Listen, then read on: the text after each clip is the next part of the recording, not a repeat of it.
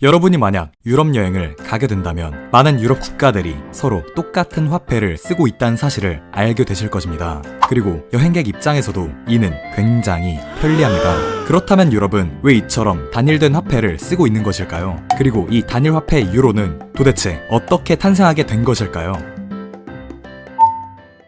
20세기 중반 통합에 대한 지속적인 논의를 이어오던 유럽은 1967년 마침내 유럽 공동체 EC를 설립하게 됩니다. 60년대 당시 미국과 소련 사이에 낑겨서 쭈구리가 될 수밖에 없었던 유럽은 이 같은 통합을 통해 대외적으로 더욱 결집된 힘을 보여주고자 한 것입니다. 그리고 이렇게 탄생한 EC는 통합의 단계에 대한 깊은 논의를 나누기 시작합니다.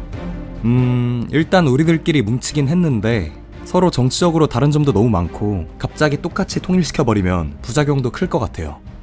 그러면 정치 통합은 아직 시기상조 같으니까 서로 이익이 될 만한 경제 통합부터 제대로 이어가 볼까요? 오, 좋네요. 이렇게 EC 회원국들은 단계적으로 경제적인 통합을 이룰 방법들을 구상해 나가게 됩니다. 관세 철폐를 넘어서 하나의 시장과 통화를 구축할 계획을 말입니다.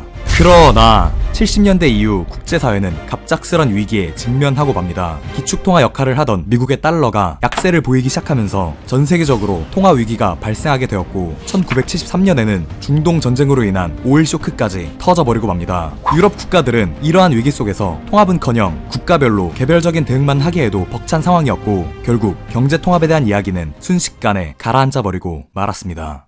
아하, 참으로 안타까운 일이었죠. 그렇지만 하늘이 무너져도 솟아날 구멍은 어딘가 늘 존재하기 마련입니다. 유럽은 이 암울한 상황 속에서 불안정한 달러에 대한 대응과 각 국가마다의 통화 안전성을 높이기 위해 1979년 유럽 통화제도 EMS를 출범시키게 됩니다. 그리고 이 제도는 여러 조정 과정을 거치며 유럽의 경제와 통화를 실제로 매우 효과적으로 안정시키는 데 성공합니다. 1975년에서 79년 대비 1979년에서 85년의 환율 변동 폭은 절반 수준까지 떨어졌으며 거기에 물가마저 안정적으로 잡아주게 되면서 유럽 통화제도는 유럽인들에게 대호평을 받게 됩니다. 또한 80년대 이후의 국제질서는 미국과 더불어 버블 경제로 최고의 호황을 누리고 있던 일본이 세계를 주도하는 구도를 갖추고 있었습니다. 따라서 유럽 공동체 EC의 국가들은 이러한 국제질서에 파묻히지 않기 위해 더욱 긴밀한 경제협력을 반드시 이루어내야만 했는데 그 해결책이 바로 국경을 초월하여 모두가 하나 된 시장을 형성하게 되는 유럽의 단일 시장이었습니다. 결국 1985년 룩셈부르크에서 개최된 회의를 통해 EC의 12개국 정상들은 경제통합에 대한 극적 타결을 이루게 되어 1987년 7월 1일 마침내 회원국 간의 인력 이동의 자유, 거주 이전의 자유, 국가 간 자유로운 취업의 자유와 같은 매우 과감한 규제 및 장벽의 철폐를 시작하게 됩니다. 유럽의 단일 시장이 본격적으로 시동을 걸게 된 것입니다. 이렇게 유럽 통화 제도와 단일 시장의 형성은 서로 극적인 시너지를 발휘하며 발전해 나갔고 여기서 새로운 이야기가 만들어지기 시작합니다. 아니, 시장이 하나가 되면 당연히 그 안에서 쓰는 돈도 똑같아야 되는 거 아닌가? 진짜 그렇네. 우리 그럼 화폐도 한번 만들어 볼까요?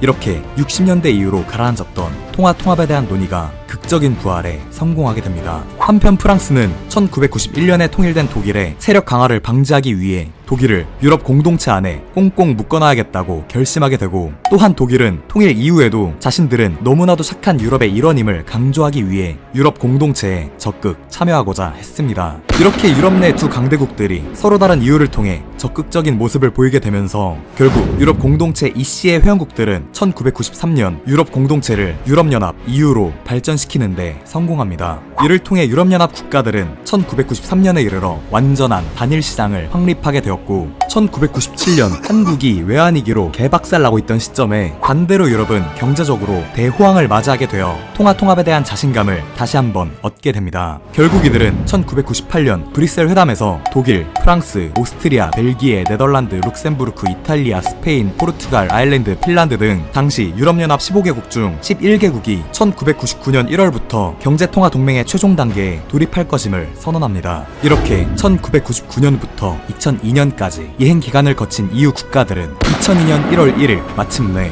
유로화를 전격적으로 출범시키게 되었습니다. 현재 유로존에는 2019년 기준으로 19개 국가가 소속되어 있으며 앞으로도 유로화를 사용하는 국가들은 계속해서 늘어날 예정입니다. 이렇게 탄생한 유럽 단일화폐 유로는 유로존 국가들의 물가 안정을 이끌었으며 EU라는 단일 시장 안에서 동일한 화폐를 사용하게 함으로써 함으로써 회원국 간의 거래 비용을 획기적으로 감소시켰습니다. 또한 이들 국가들은 국제사회에서 경제활동을 하게 될 때 유럽연합이라는 거대한 세력으로 함께 움직임으로써 경제적으로 개별 국가로서 존재했을 때보다 훨씬 더 강력한 경쟁력을 확보할 수 있게 되었습니다. 무엇보다 유럽의 화폐 통합은 유럽연합을 거의 완전한 경제 동맹으로 이끌었으며 이제 더 긴밀한 정치적인 공동체로의 발전으로도 나아갈 수 있다는 가능성을 열었다는 점에서 큰 의의를 가진다고 할 수 있습니다.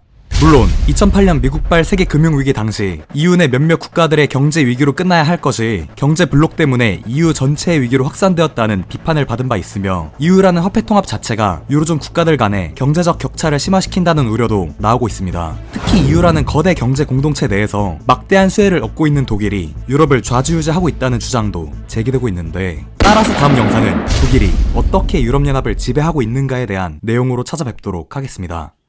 지식한잔이었습니다.